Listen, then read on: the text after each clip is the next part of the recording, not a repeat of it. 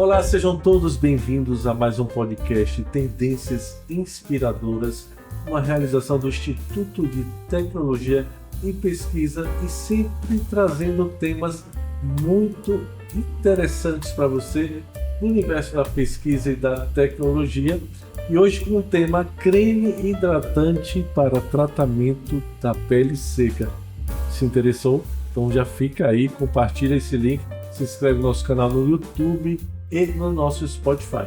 E claro, siga nossas redes sociais, que é o @ITP_Grupo Tiradentes. Bem, e os convidados à mesa do conhecimento? Nós estamos com a professora Cleide Mara, que é professora da Universidade de Tiradentes, né, e pesquisadora do Instituto de Tecnologia e Pesquisa. Seja bem-vinda. Obrigada pelo convite. Estou muito feliz de estar junto a vocês para falar um pouquinho do que a gente trabalha no laboratório, o produto que é a patente, junto, né, com a Alicia, com você, Fábio, e com a Aline. Vamos falar muito sobre isso. E Alicia Taniara, acertei? Isso. É ela que é integrante da equipe da startup Hidrax. Vai falar sobre esse tema. Seja bem-vinda. Muito obrigada pelo convite. É uma honra, né, estar aqui representando essa patente e também um assunto bastante relevante para a sociedade, que é o tratamento para a pele seca e também conhecida, né, como a xerose. Já sentiu que o tema é super interessante mesmo. E claro, para dar as boas-vindas, a Lene Vanessa, que é gerente de projetos e serviços do Instituto de Tecnologia e Pesquisa. Por favor, dê as boas-vindas. Boa tarde a todos, sejam muito bem-vindas. Mais uma temática aí relevante de interesse social e que é desenvolvida nos nossos laboratórios, pelos nossos pesquisadores. Agradeço a vocês, né, pela oportunidade de estarem aqui e compartilhar o conhecimento de vocês conosco. Muito bacana. E nossa equipe separou algumas perguntas. Eu sou o host e sou o Fábio Jacilque. E eu vou citar a mesa dessas perguntas, a mesa do conhecimento, que é a mesa do podcast. E a primeira pergunta é justamente vocês falaram um pouco do trabalho de vocês. Cleide, por favor, conte um pouco do seu trabalho acadêmico, do seu trabalho aqui no ITP. Olá, meu nome é Cleide, né? Eu sou pesquisadora aqui no Instituto de Tecnologia e Pesquisa. A gente está trabalhando hoje no laboratório em pesquisa em alimentos e no laboratório em engenharia de bioprocessos. Nesses laboratórios, a gente desenvolve pesquisa na área de biocatálise, no qual nós somos um hub na área de conhecimento, um programa de excelência na área da biocatálise aplicada na modificação de óleos e gorduras. Então, a gente tem essa experiência utilizando enzimas rota verde para a modificação de óleos e gorduras para aplicação em diferentes áreas. Na área de cosméticos, na área de tratamento de efluentes ou de bioenergia. Muito bacana. Eu até me veio uma ideia aqui, rápido, vou deixar até registrado, da gente fazer entrevistas rápidas no laboratório para você falar mais sobre o laboratório. A gente pode colocar fazer a visita lá. Sim. Então, eu já estou me convidando para a gente voltar a fazer essas apresentações no laboratório, não é isso? A gente está no desenvolvimento de uma iniciativa que é para que o professor tenha a oportunidade de falar sobre as suas competências, as capacidades instaladas do laboratório. Então, em breve, a gente vai realmente retomar essas visitas, mas com foco em o professor apresentar, né, o que ele tem em termos de expertise e capacidade no laboratório, que possa propor parcerias com empresas, com indústrias, com outros centros de pesquisa, com outras universidades que queiram colaborar, né, com a pesquisa que é feita aqui. Então, em breve teremos mais novidades aí. Já está Fábio dando spoiler. Já segue as redes, acompanha o ITP. Me fala do seu trabalho, do seu trajeto, Alicia, fique à vontade.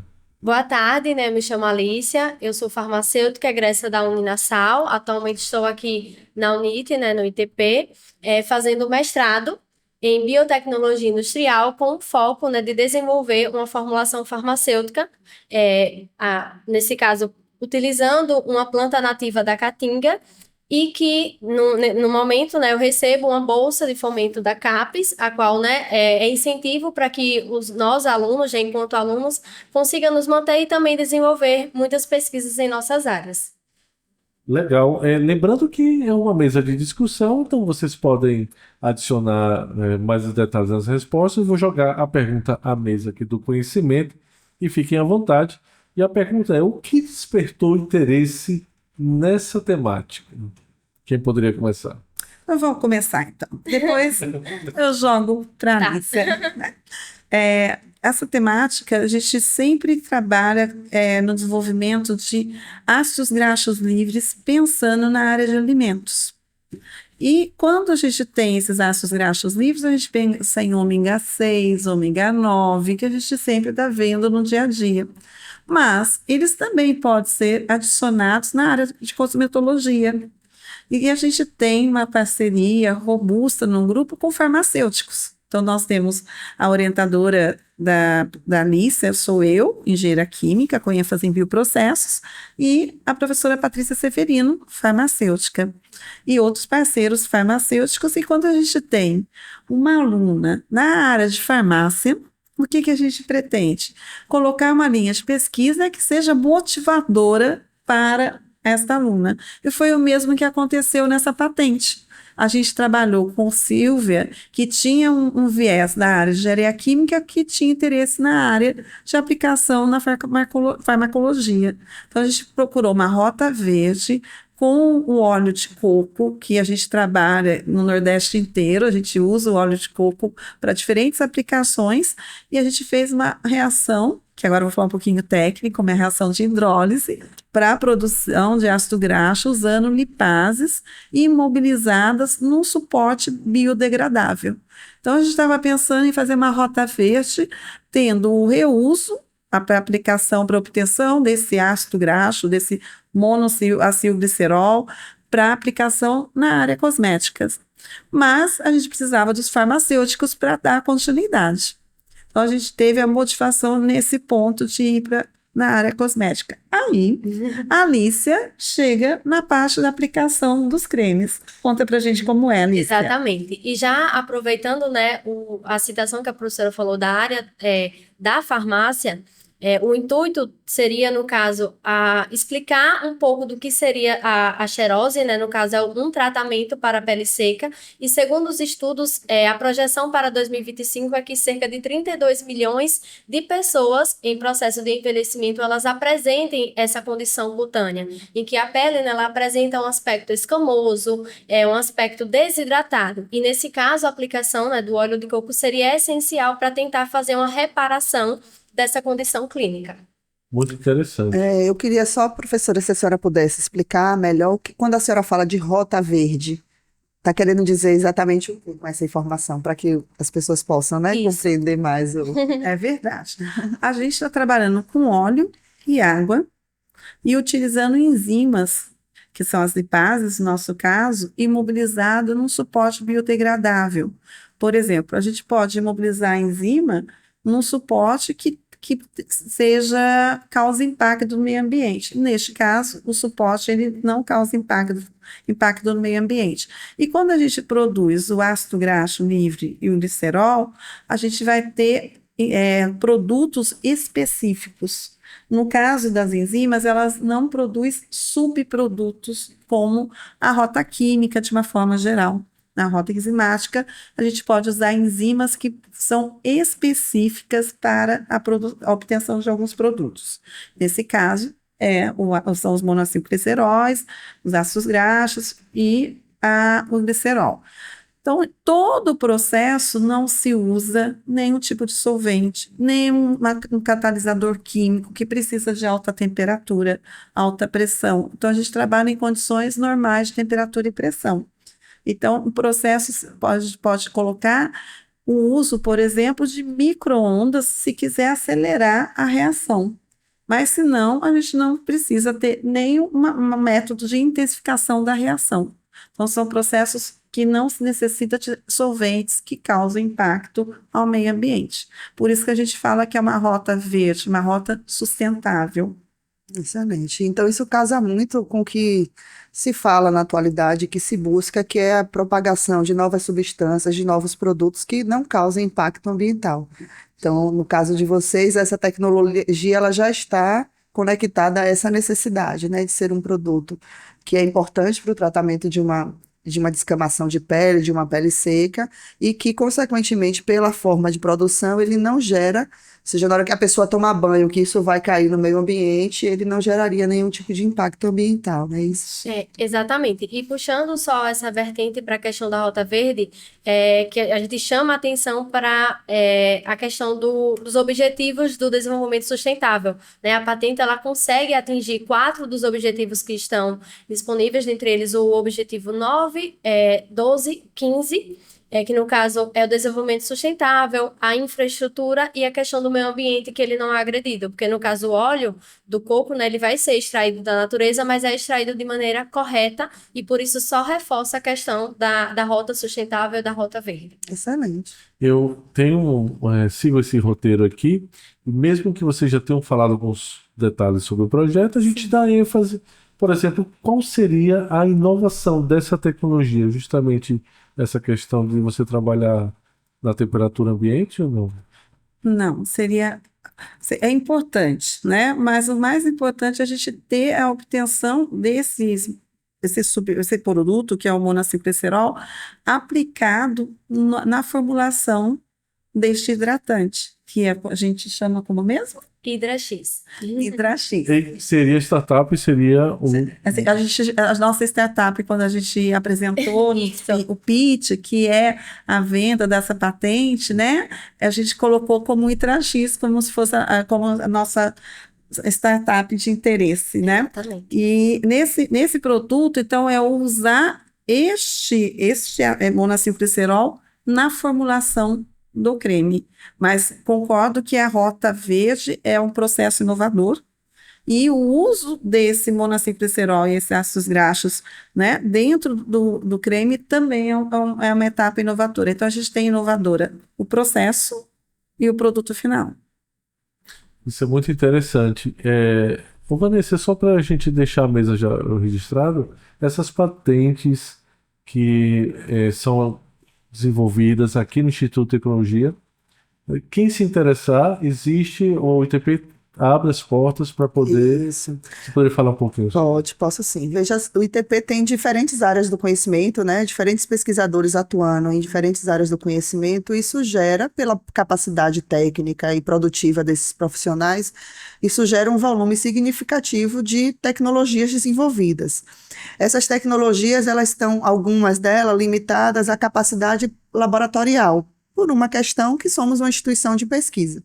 Para que elas possam ser desenvolvidas em escalas maiores, ou seja, para que elas possam atingir o mercado industrial, nós buscamos parceiros que possam co-desenvolver essa tecnologia e apoiar, né, nos processos necessários para que isso chegue a uma escala industrial, porque a escala laboratorial ela trabalha com volumes menores. Para que isso possa ser produzido em um quantitativo que atenda a uma necessidade industrial, alguns testes ainda precisam ser realizados.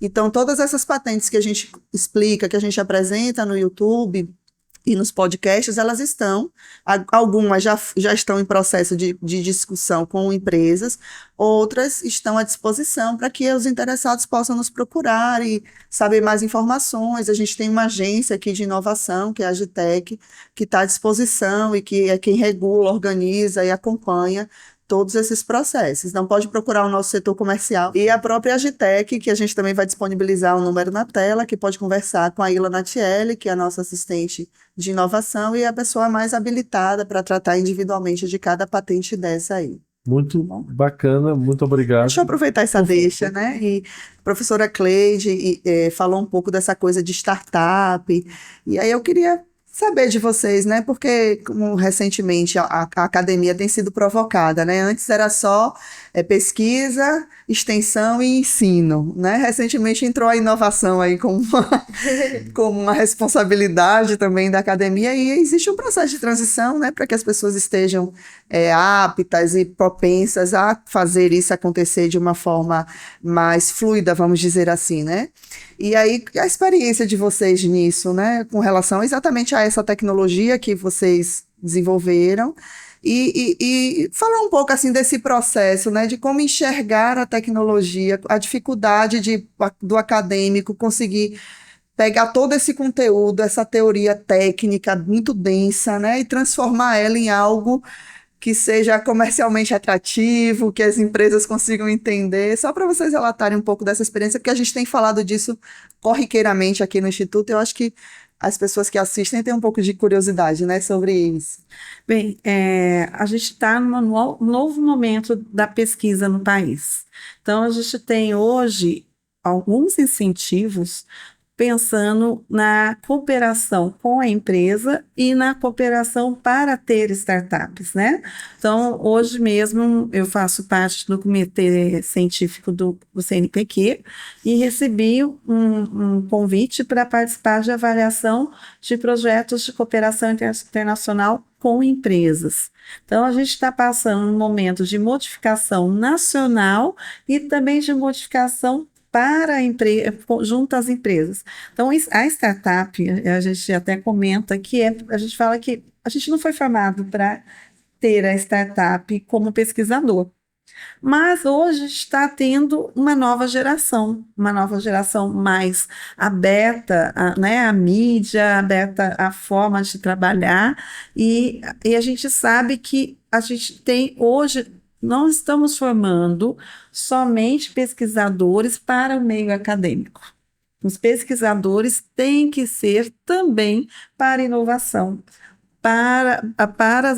não somente a indústria em si, mas abrir sua própria empresa e trabalhar. Então, a gente está nessa fase de mudança. Isso. Então, a gente tem a experiência, né, de Alicia com o Pitch, apresentando, tentando chamar as empresas para parceria. A gente tem ex-alunos que tiveram essas startups aprovadas no Centelha, em parceria junto aqui com o ITP, com a UNIT, né? Então, a gente está caminhando para um novo cenário, né? E esse cenário é muito interessante se a gente pensar. No meu caso, eu tenho alguns anos de experiência, né? Os cabelos grisalhos não deixam. E esse caminho, é a nova linguagem que a Alicia, que está fazendo mestrado, né? Já teve o conceito de startup, ela encontrou o conceito de startup na pós-graduação em biotecnologia industrial, que já não foi um conceito que no caso, a patente, né, que a gente tem, que é a Silvia, ela não tinha esse conceito dentro do doutorado em engenharia de processo. Então, a gente está tendo uma alteração imensa, não só na formação, como também nos órgãos de fomento para startups e também cooperações com a empresa. Então, é muito interessante você ter falado em relação ao amadurecimento nosso. A gente está, normalmente, nas empresas, na pesquisa, a gente chega no TRL 4. Isso. E a gente tem que passar do 4 com parceria.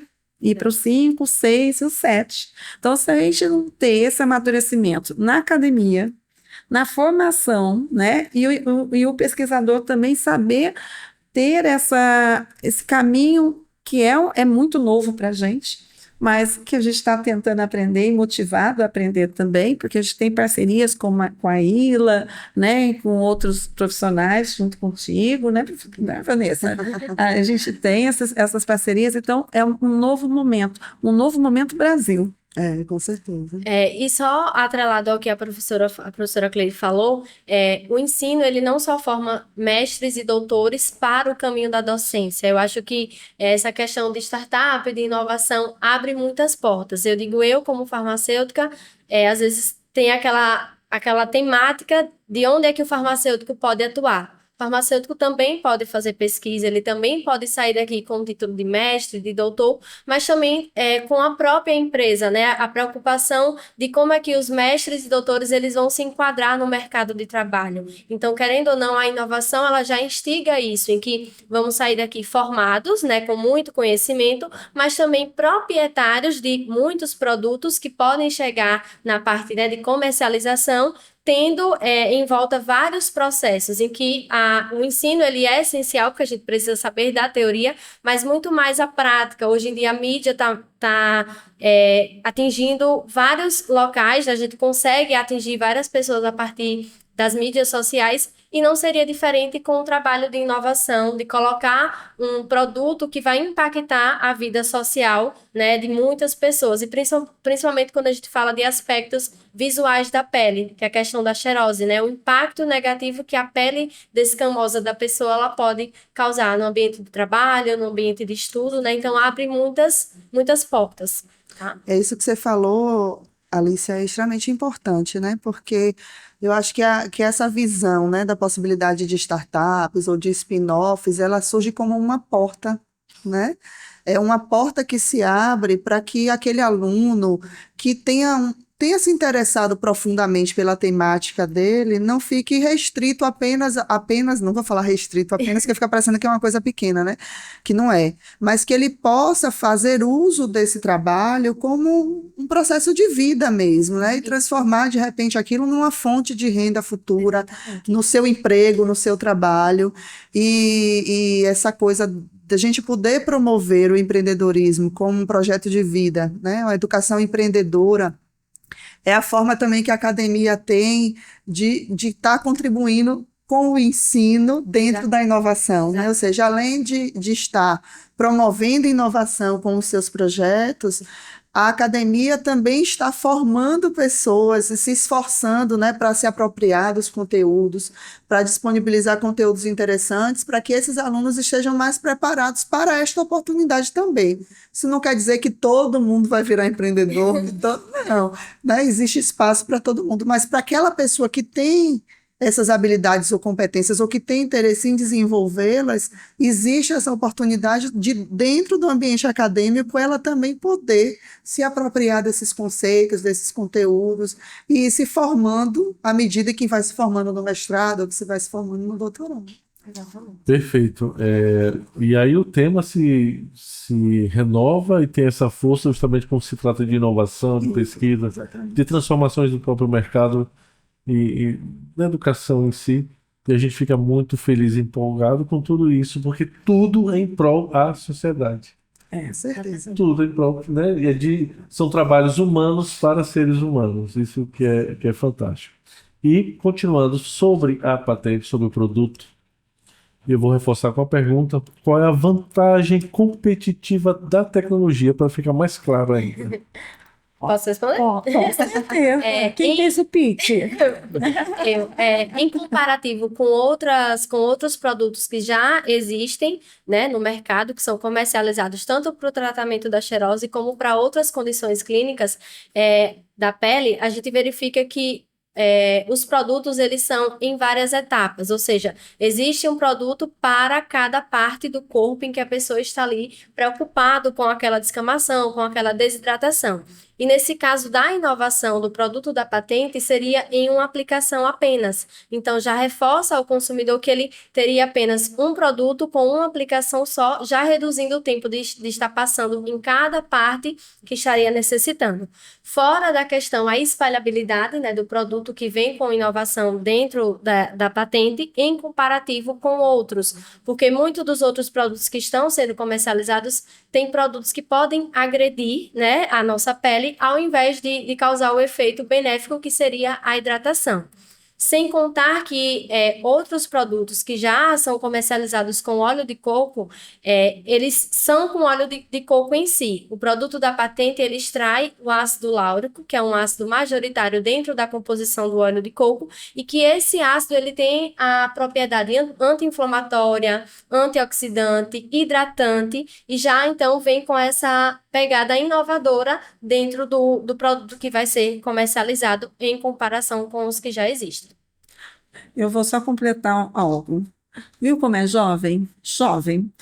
Pegada inovadora. A linguagem é uma nova linguagem. A gente tem que ter o conhecimento, né?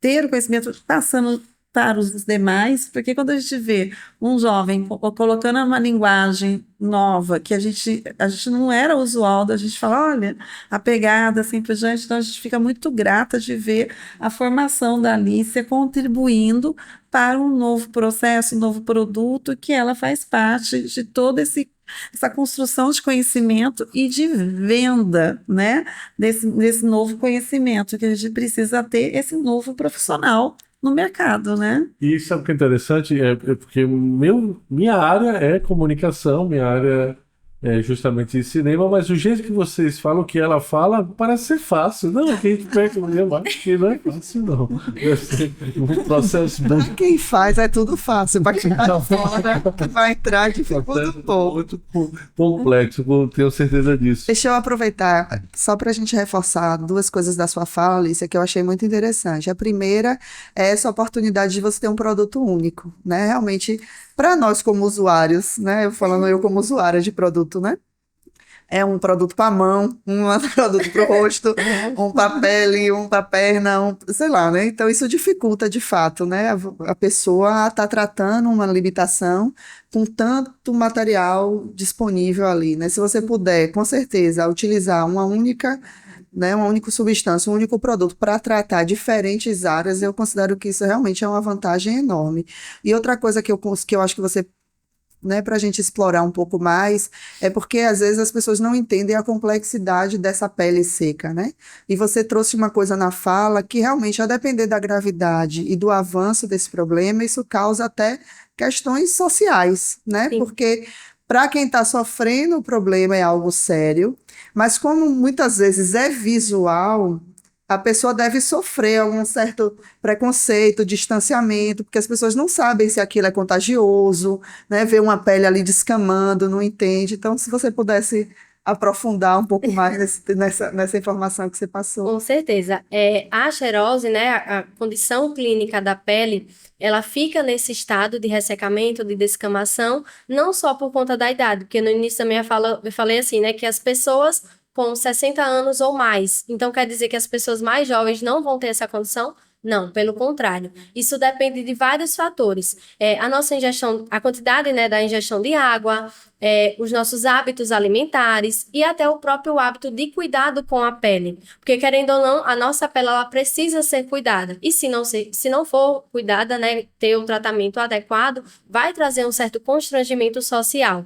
Então, essa condição, ela é causada por diversos fatores e pode atingir pessoas de diferentes faixas etárias. A gente dá uma atenção para a pele do idoso por conta que é uma idade extrema e é necessário de muitos outros cuidados. Então, a pele fica mais frágil, às vezes o idoso apresenta outra doença crônica que já interfere no tratamento e na melhora significativa dessa condição. Então, a gente chama a atenção, né, para o produto da patente nesse sentido. Além de ter um impacto de cuidado da questão de cosmético, da questão do farmacêutico dentro dessa formulação, mas também é uma questão social. A necessidade do paciente, né, enquanto nós profissionais da área da saúde, a gente pensa nessa questão do paciente. Qual é a necessidade do meu público-alvo? Como é que eu posso fazer com que o meu paciente ele tenha uma fácil adesão ao produto que eu estou colocando no comércio. Sim, pensa na questão, né, de vendas, de lucros, de colocar na mídia, mas também a gente tem que pensar na questão da necessidade, do impacto social